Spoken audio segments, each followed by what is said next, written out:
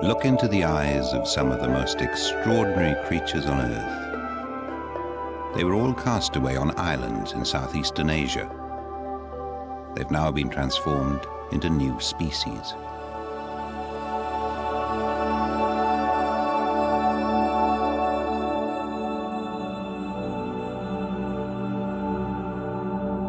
This is the remarkable story of how some of Asia's animals came under the powerful spell of island magic.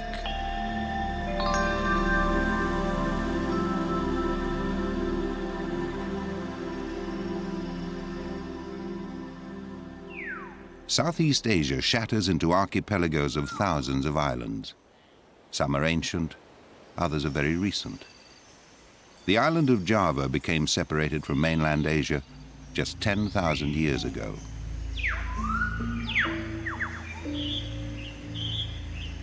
In its isolated forests, the top predator and most feared animal is the leopard. Nothing escapes its keen eye. Others must somehow avoid predation or die. On Java, it is the undisputed top of the food chain.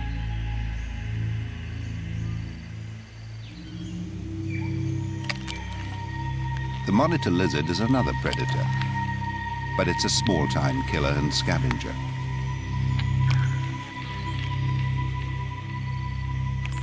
Nevertheless, on other islands in Southeast Asia, the monitor lizard can be king.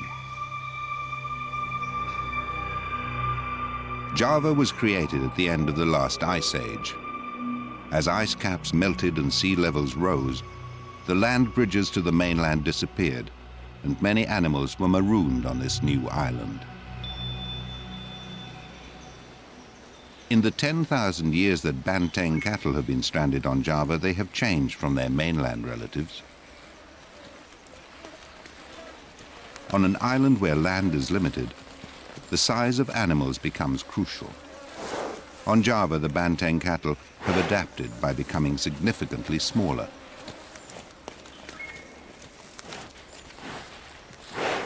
But bulk remains important, particularly for the bulls.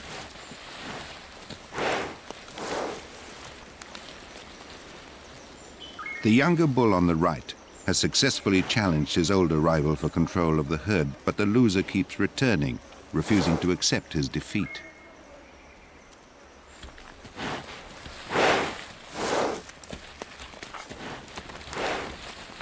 Soon the loser will give up his attempts to regain the females. His role in shaping the genetic future of this herd is over. He is frustrated at his loss.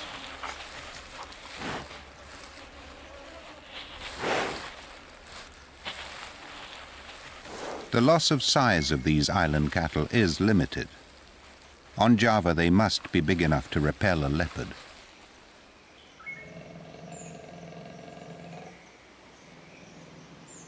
Leopards do target the herds when the cows have young calves. For the rest of the year, they wisely leave the cattle alone. The leopard disappears, its spots merging with the dappled shadow of the forest. The safest place for Javan peacocks is among the Banteng. The Banteng stir up insects for the peacocks. In return, the peacock's sharp eye has warned the herd of danger.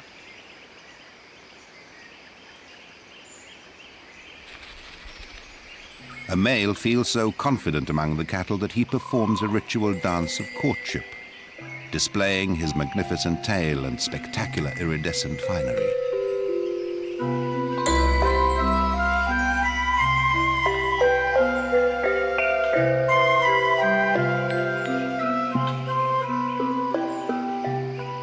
Hens are attracted to males with a bright iridescent sheen on their feathers.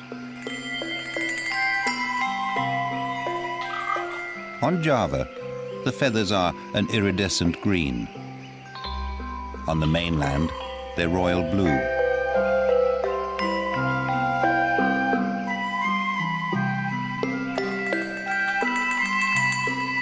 But But island isolation can weave magic far more powerful than the color of a peacock's feathers.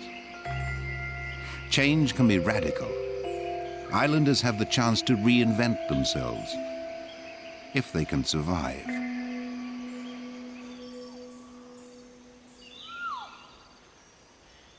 The predator is a most powerful agent of change. As Java's top predator, the leopard forces virtually every animal to adapt or die.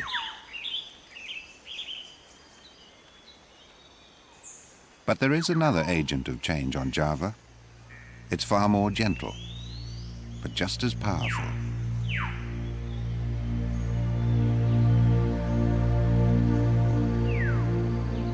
The fig tree is Java's tree of life.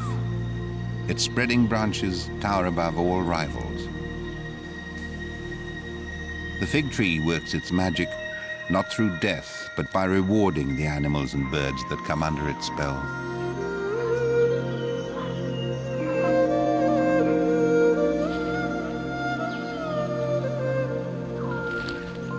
Once a year for 7 or 8 days, each fig tree bursts into fruit. During that brief time, birds and animals are invited from far and wide to a party where they gorge themselves on the sticky sweetness of the fruit.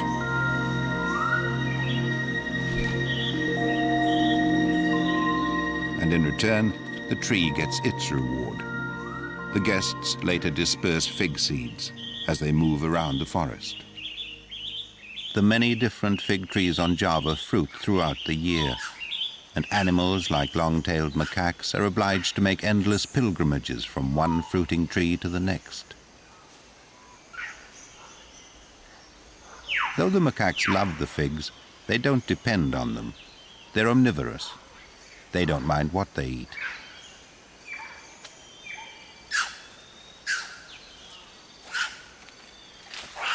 The ebony monkey is a specialist leaf eater. It doesn't need to travel far for its food needs. But for the next few days, it and the Javan gibbon will abandon this particular tree.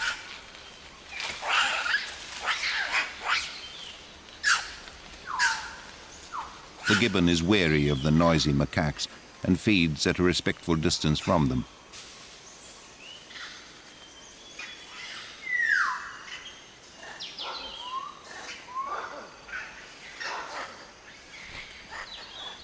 Gibbons also follow the yearly fruiting cycle of fig trees, spending all their lives in the tops of trees. The troop of macaques forages below the fig tree.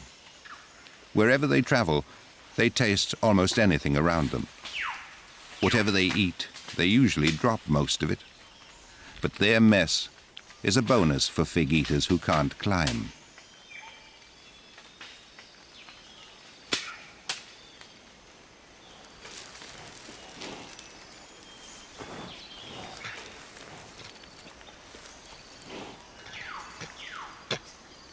The monkeys are so confident they will feed right at the feet of the Rusa deer.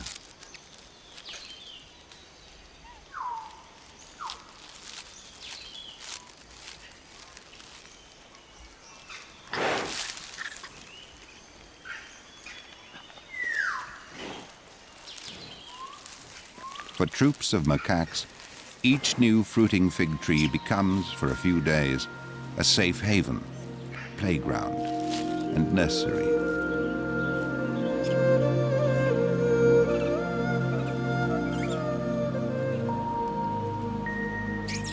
Mothers bear only one young at a time and devote enormous energy to raising each infant.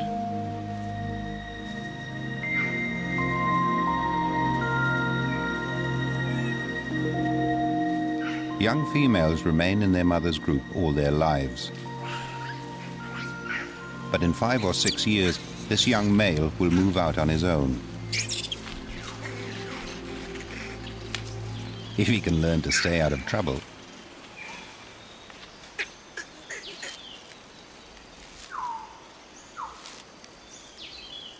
Like the macaque, the monitor lizard will also eat anything. Crabs, birds' eggs, and even baby monkeys. At about 1 meter from nose to tail, It's too small to be a threat to anything bigger. The deer don't give it a backward glance.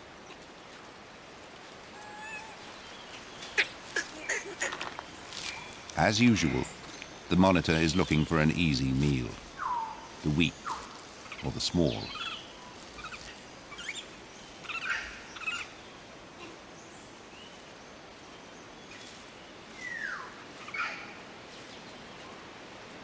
The monitor is in no hurry.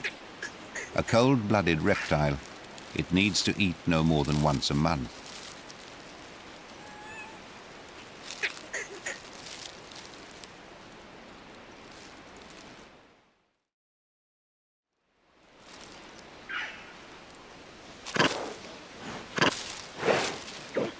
But there is a bigger danger for all those who have come to the fig fruiting party. The noise of the revelers attracts an unwanted guest.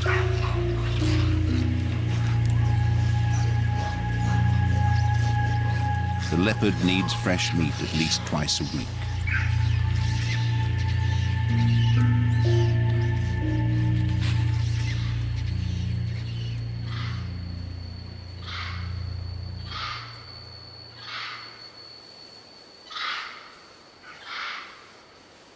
The leopard sights a female warty pig and her litter.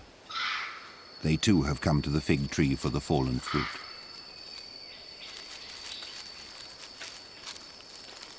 The mother pig has so many babies she can scarcely keep track of them.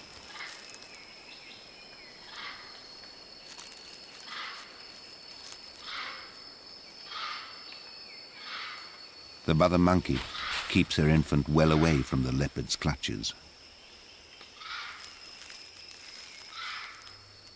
Pig is one of the leopard's favorite foods, and the young piglets are naive and unwary.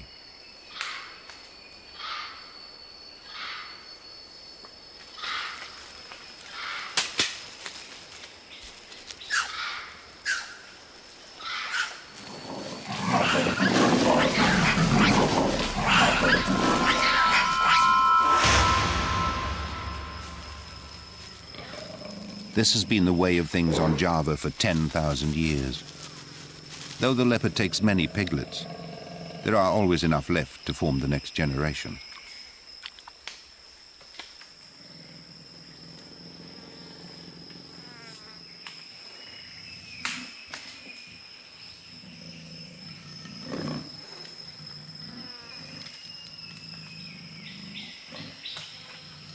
On Java, the leopard reigns. Animals must show respect and pay tribute, and no other animal pays more tribute than the pig.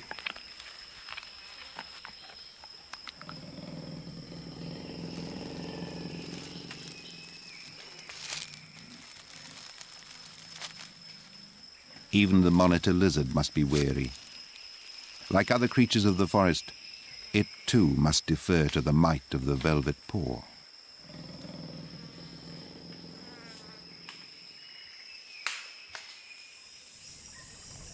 Lest it becomes a meal itself, the monitor heads to a place where it has no rival. The lizard is as much at home on water as it is on land.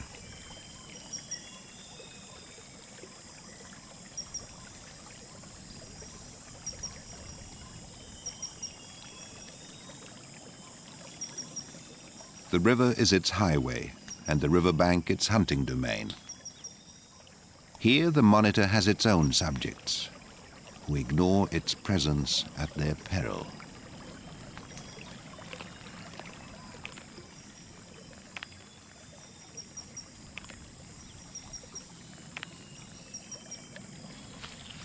But there's another creature on the riverbank today for whom the river is a last refuge. Less than 70 Javan rhinos remain on Earth. It's the rarest large mammal in the world.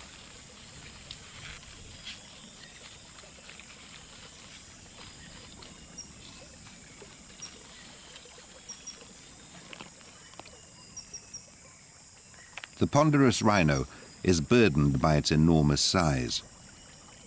Large animals reproduce very slowly and need a lot of space. As people put more pressure on the remaining forests, the Javan rhino is trapped. The island is both sanctuary and prison. But the monitor lizard can easily move away when life becomes difficult. The river may take it to another beach or even beyond, to another island.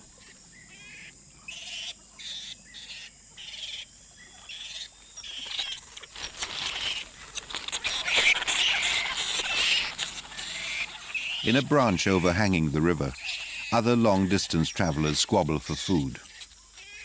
Fruit bats can use their wings to fly them to safety. Wherever the fruit bat flies, it takes with it the seeds of the fig. And that journey may be a very long one.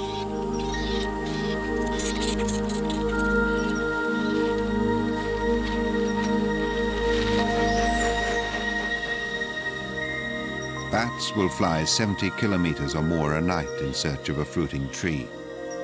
It's therefore not at all unusual for strong winds, or perhaps a storm, to blow a bat off course, far out over the sea, to be cast ashore who knows where.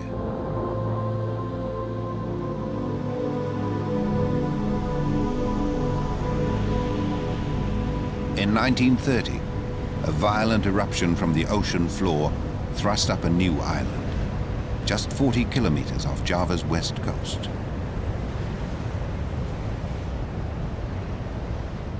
From the moment the volcanic rock cooled, the island of Anak Krakatau offered great new opportunities for those of Java's species who could reach this brave new world.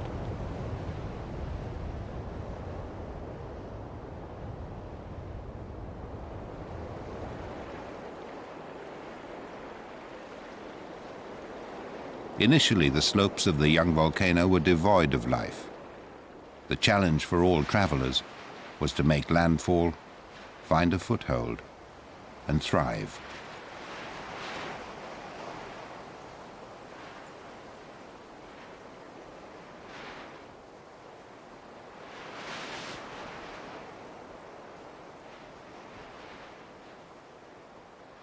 Over time, these random arrivals accumulated to form an eccentric community of castaways. In the 70 years since Anak Krakatau erupted from the ocean floor, a forest that includes fig trees has taken hold.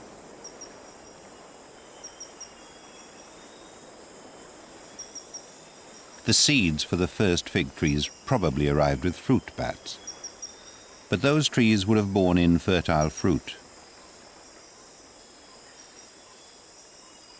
To fertilize them required another animal, a tiny pollen-bearing wasp. Not only did the wasp have to survive the hazardous journey from Java, but it had to arrive at the precise time when the ripening flowers, hidden deep within the fruit of the fig, were receptive. It's a mystery how long it took for this miracle of coincidence to happen. The fertilizing of fig fruit is in itself a minor miracle. The only way a female wasp can get into the fruit is through a narrow tunnel. It's such a tight squeeze she must shed her wings.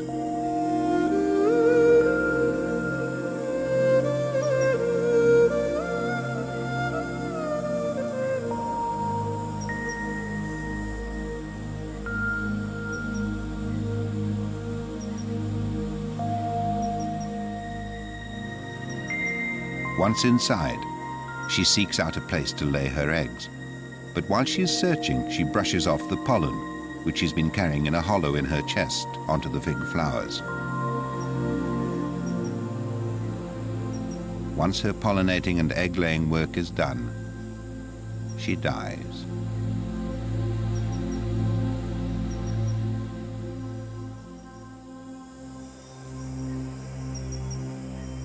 Over the next few weeks, deep inside the fruit, the wasp eggs develop and then hatch. After hatching, the young males mate with females while still inside the fig.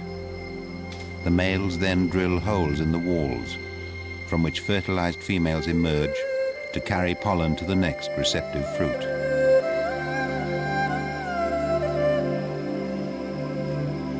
Once the wasps reached Anak Krakatau, figs could reproduce themselves without depending on chance arrivals from Java. Fig trees have now become one of the island's most important benefactors. Their enormous leaves filter the harsh sunlight. The litter beneath enriches the young island soil, providing a nursery for less hardy seedlings.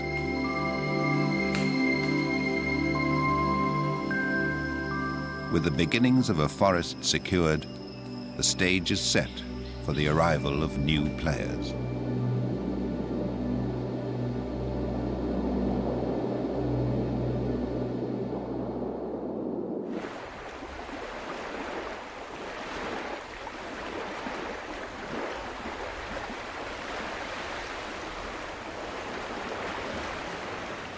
The monitor lizard makes an ideal long-distance traveler.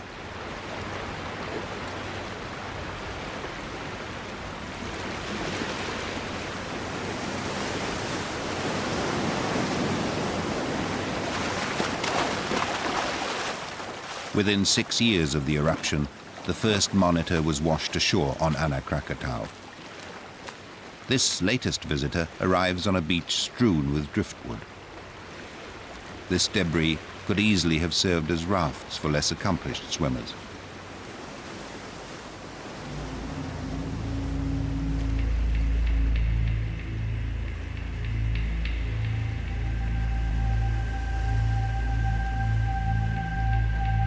From the moment it stepped ashore, it would have a harsh impact on all other animals arriving from the air or the sea.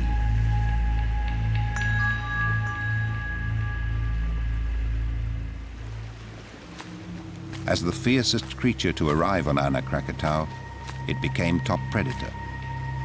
Here it had left the leopard, which is no great swimmer, far behind.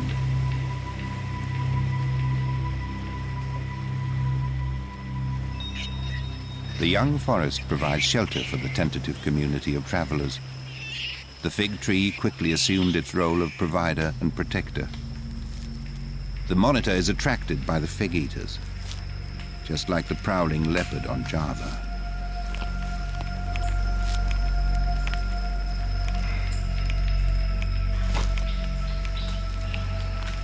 The difference here is that the top predator will eat anything, a part-time scavenger that consumes the living and the dead.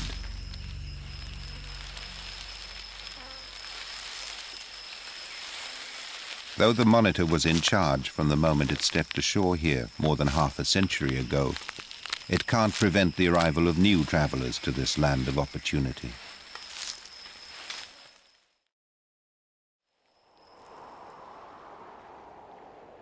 Island magic is just beginning here.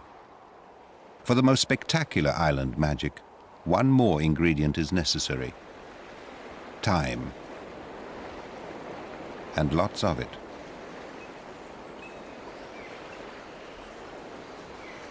The island of Sulawesi to the northeast of Java has been isolated for 30 million years. From the handful of mammals that have managed to breach its isolation and penetrate its forests, Sulawesi has produced more than 100 new species. None of these species is found anywhere else. Perhaps the most wonderful examples are found among its monkeys.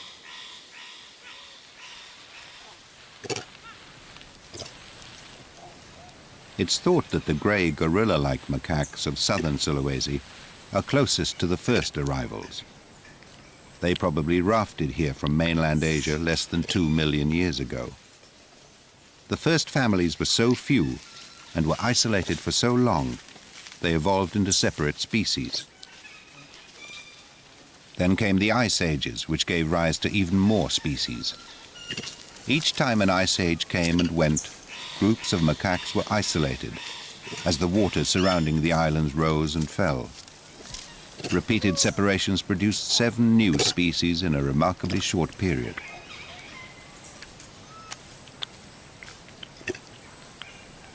This remarkable speed of evolution was helped by small populations. Here, a change in behavior or appearance in a few can quickly spread and become a trademark of the new species. A good example is the absence of skin pigment or albinism, which is a common feature of this troop. In a large population, albinism would remain extremely rare.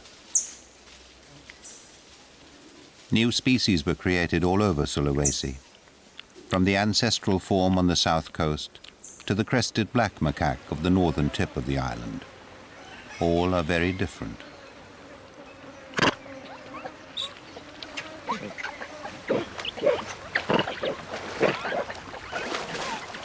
What they all share is the fact that they are untroubled by fierce predators. No big cats reach these shores. Unthreatened, a troop can enjoy a freshwater spring at the edge of the beach without a backward glance.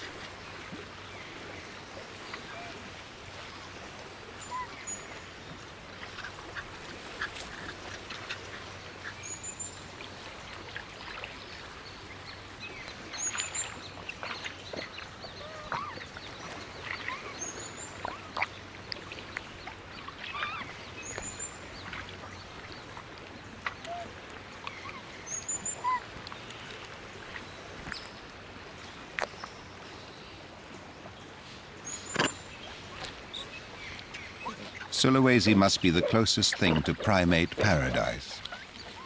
If monkeys played like this, hour after hour, without looking out for predators anywhere else in Asia, it would be extremely dangerous.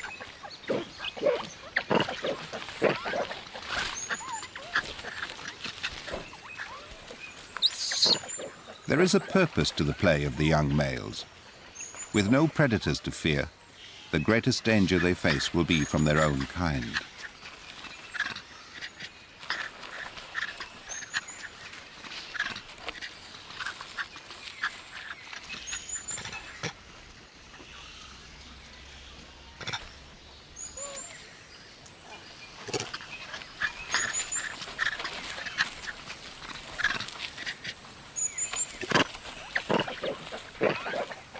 Because there's no risk in being conspicuous, the macaques travel in troops up to 50 strong. There's safety in numbers when the only threat would come from an even bigger troop. The ever-present monitor lizard is the nearest thing to a serpent in this Garden of Eden. But the monitor is hardly more than a reminder to the black macaques to keep an eye on their young. The defining badge of this species is the heart-shaped rump. When the females are on heat, their rumps swell. The dominant male makes sure he sires the next generation.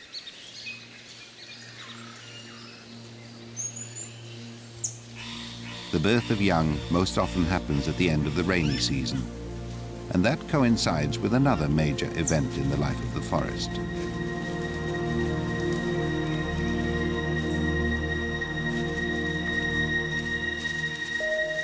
The rhythm of life for the macaques on Sulawesi, like most other islands in Southeast Asia, is governed by the fruiting of the tree of life.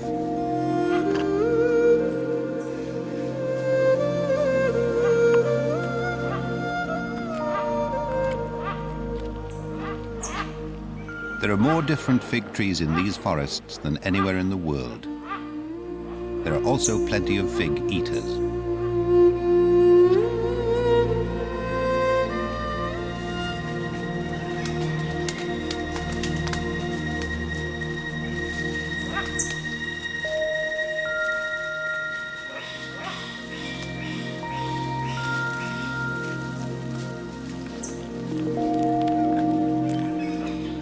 The largest fig-eating bird is the Sulawesi red-knobbed hornbill. Though Sulawesi has the highest density of hornbills in Asia, the red-knobbed hornbill is only found here. The bird and the fig tree have come to depend closely on each other.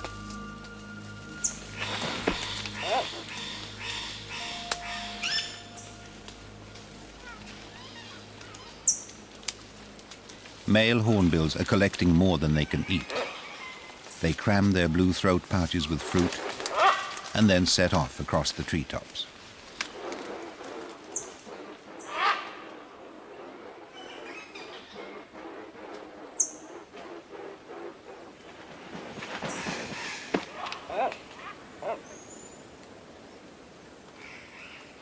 The hole high up in the tree conceals a mother and her solitary chick. It is, however, within the range of a tree-climbing lizard.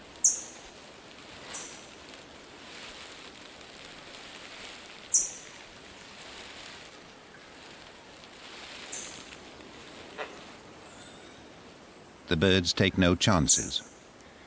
The female has sealed herself inside the hole with her own excrement, which is sticky with figs when applied, but dries as hard as concrete. She leaves a narrow slit for the male to poster his ripe figs.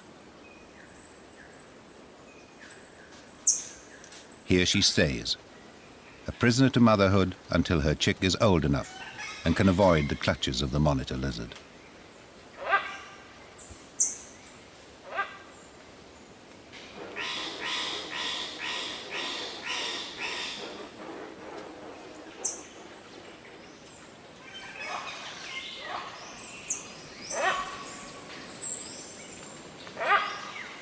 At the fruiting fig tree is another female hornbill. She's chiseled her way out of the nest after 13 weeks of confinement. She and her mate are kept busy, running a shuttle feeding service back to their chick.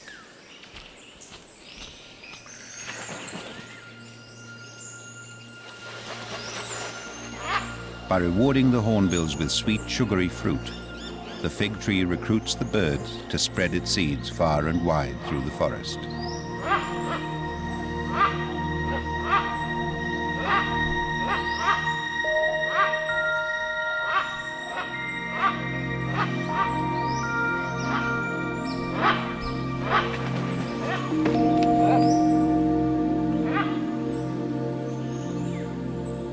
Hornbills have the same experience as any human fig fancier.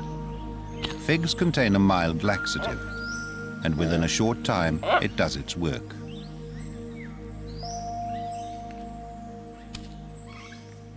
Most fig seeds have no chance of germinating, however. They're killed by sunlight and by drying out.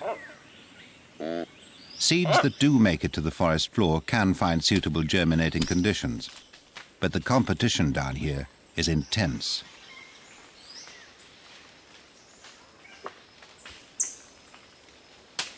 These seedlings will only thrive if a forest giant falls and creates a gap. Even then, only one of these hopefuls will ever make it.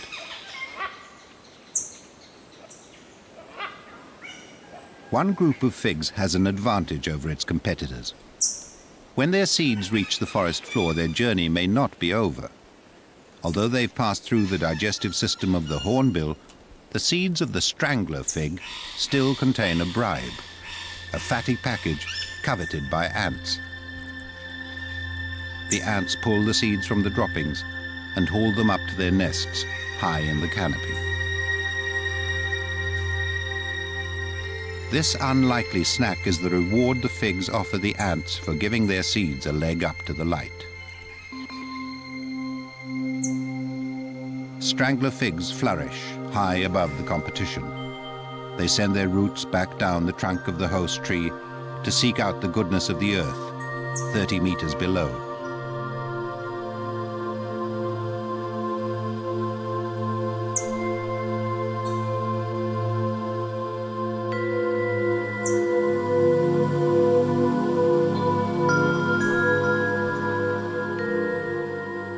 In time, the tree's roots multiply profusely until a massive skirt of stilt-like roots surrounds the host tree.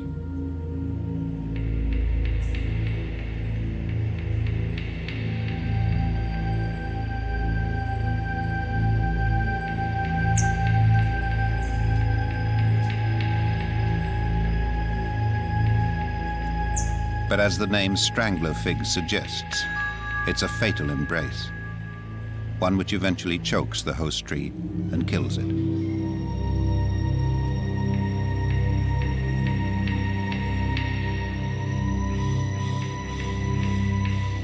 Finally, the host tree rots away, leaving a hollow chimney of the strangler fig's roots.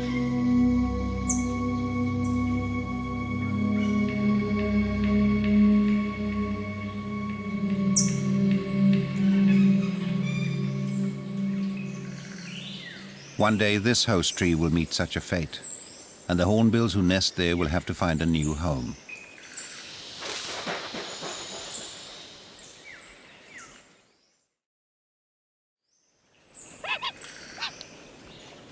It's no wonder both parents are out searching for food. The chick's insistent clamoring is hard to ignore. It'll be another 4 weeks before it leaves the nest. This lengthy development is one of the longest of any hornbill. Most species supplement their diet of fruit with insects, but the red-knobbed hornbill chick will grow up almost exclusively on figs.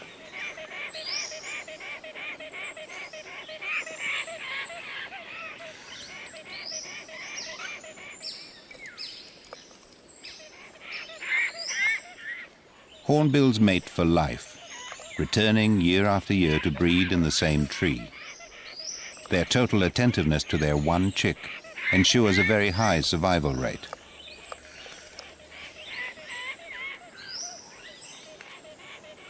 The female is very drab compared to the male. He dresses to please her. It's surely no coincidence that his bill is the exact same colors as the figs he eats. His face is a celebration of the fruit on which they depend totally.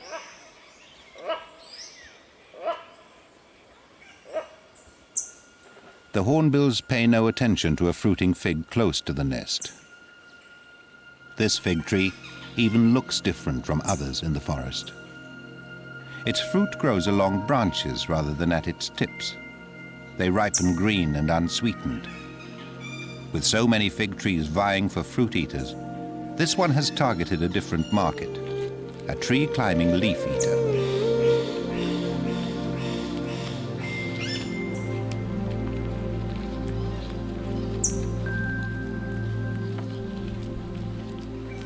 The fruit may look like figs, but they taste like young leaves. One of the animals for which the tree has gone to all this trouble is the bear cuscus. It behaves like a monkey, but it's an entirely different creature. When it arrived on Sulawesi, it found an island without leaf-eating monkeys, so it behaved like one. An extraordinary partnership began between a remarkable tree and an unusual animal.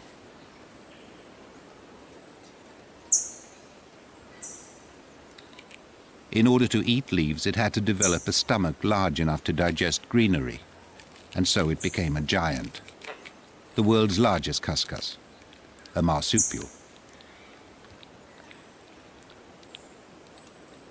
It began its journey to Sulawesi in Australia, home of many other marsupials. Precisely how it got here is a mystery. Probably it rode on shifting fragments of the Australian continent and then rafted on drifting vegetation.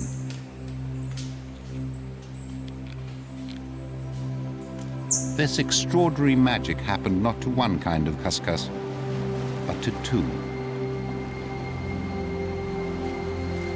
And as the giant cuscus beds down for the night, its opposite emerges.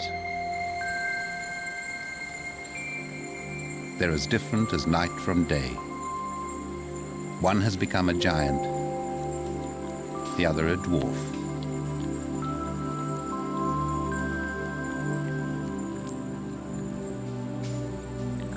Marsupials like the cuscus usually carry their young in a pouch, but this youngster's far too big to be carried this way any longer.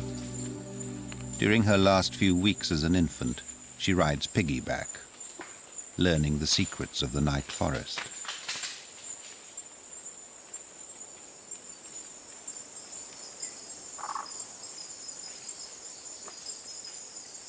Even at night, the hornbill's fruiting fig tree continues to draw visitors from throughout the forest.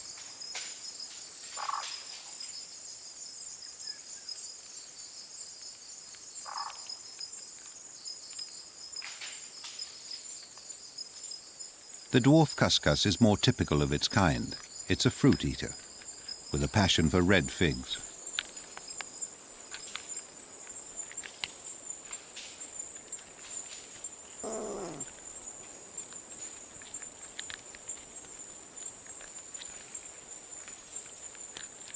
Although the youngster's close to full grown, it still needs to learn what fruit to eat and what fruit to avoid. The safest way to do that is to steal from Mum.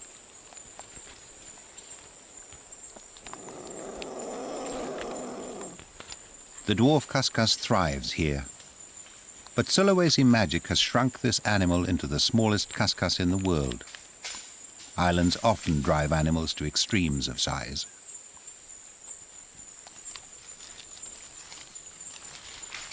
Below the tree is another creature which has also shrunk.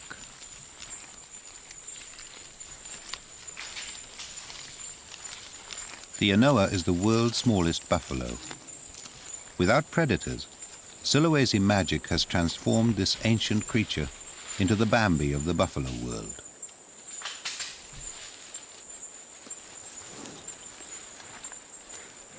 The anoa is partial to figs, and remarkably, a fig tree has evolved here to cater to its needs. A fig with fruit at the base of the trunk is ideal for leaf eaters that can't climb.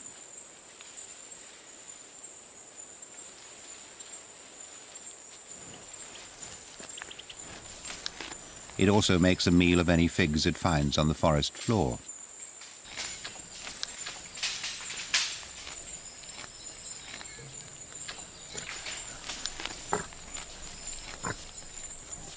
Disturbing the peace is a band of even more bizarre fig eaters.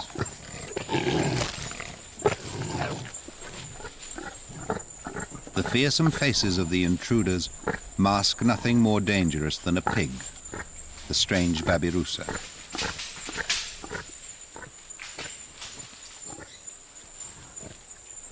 The snuffling disruption is too much for the solitary anoa. Their fearsome curving tusks and teeth are little more than decoration, used by males to impress one another. They are grotesque masks in an ancient Indonesian shadow play.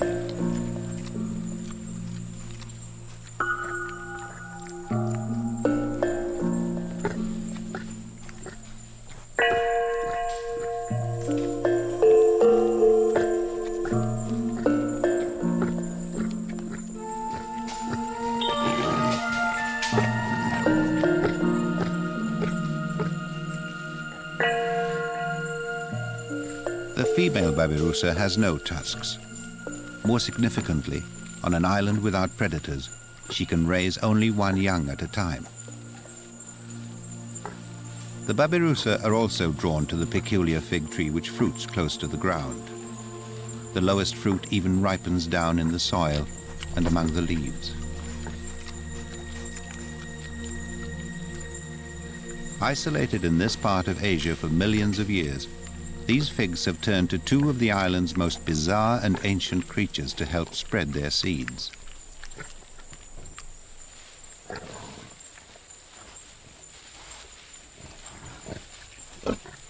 Although the babirusa and the anoa may be unthreatened, the dark forest does conceal a tribe of fierce gremlins.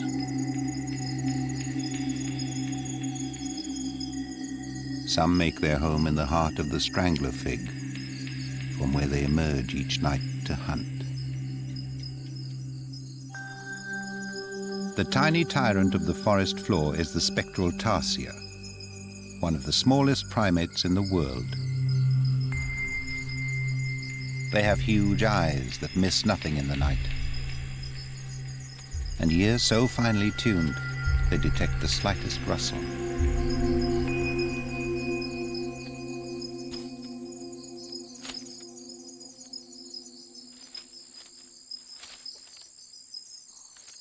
The leaf mantis looks like a dead leaf, but it sounds like an insect.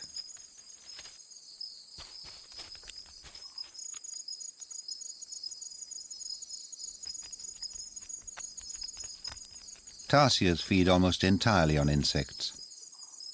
In parts of Asia where predators lurk in the trees, the tiny tarsier would be hunted by many animals. On Sulawesi, they are the hunters.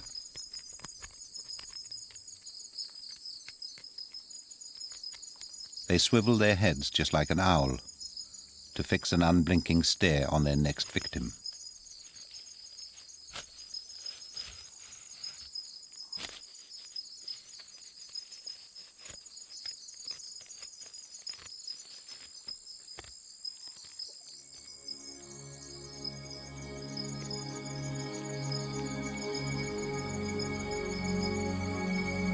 tarsiers are ancient primates, related to monkeys and to humans. It can be seen in their tiny grasping hands and in the strong family unity they've developed.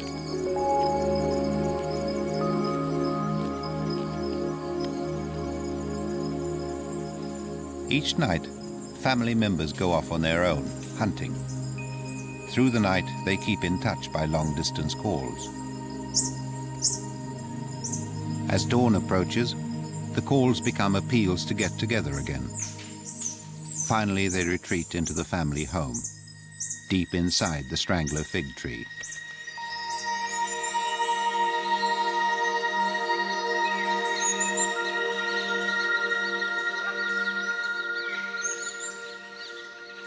Nearly all of Sulawesi's animals have been touched by island magic. The monitor lizard is a notable exception. Like the fruit bat, it comes and goes on Sulawesi. It has never been isolated here long enough to be changed. But there are islands that have worked incredible magic, even on this tough and resilient character. The recipe for the spell is, of course, the well-tried formula of isolation and time. Far to the east of Sulawesi, on an island at Asia's extreme edge, the predatory monitor lizard has been transformed into a gentle vegetarian. The emerald tree monitor is perfectly camouflaged in the one tree that provides for so many of Asia's islanders. It can even use its tail like a fifth hand.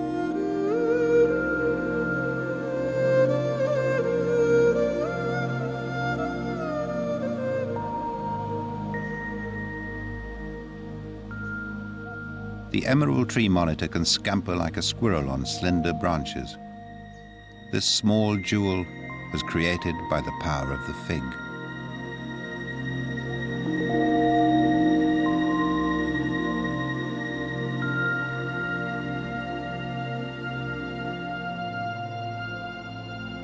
On another island, at Asia's southern limit, the same spell of time and isolation have conjured a different lizard, able to contemplate a different kind of prey.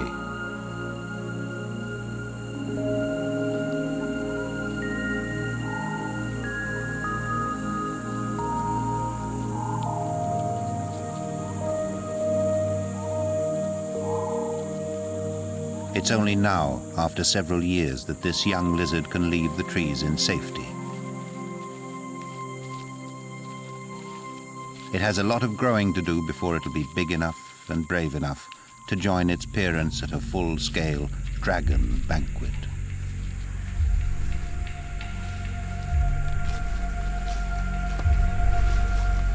This is the ultimate island giant, the largest lizard in the world. Like the monitor lizard, the dragon can scavenge for a meal. Unlike every other lizard, it has the power to bring down animals much heavier and faster than itself.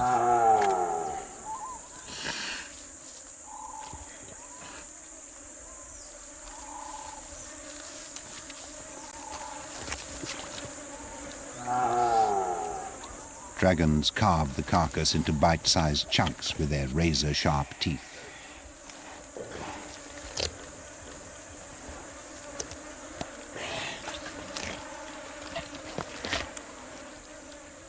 It is a primeval scene. It's as if dinosaurs once more ruled the land.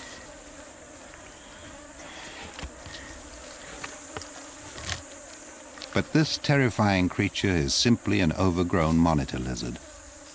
And like the lizard, when there's no food, this dragon can lie low and survive for months, and then re-emerge supreme.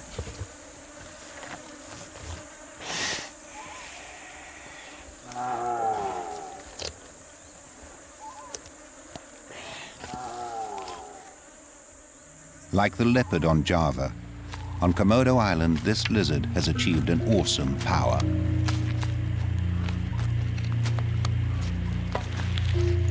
Here, the true dragon of Asia has become the ruler of an island. Back on the Asian continent, the pace and scope of evolutionary change has been slower and far less eccentric. But dragons, giants, dwarfs, and many other wondrous animal designs are the fruits of island magic.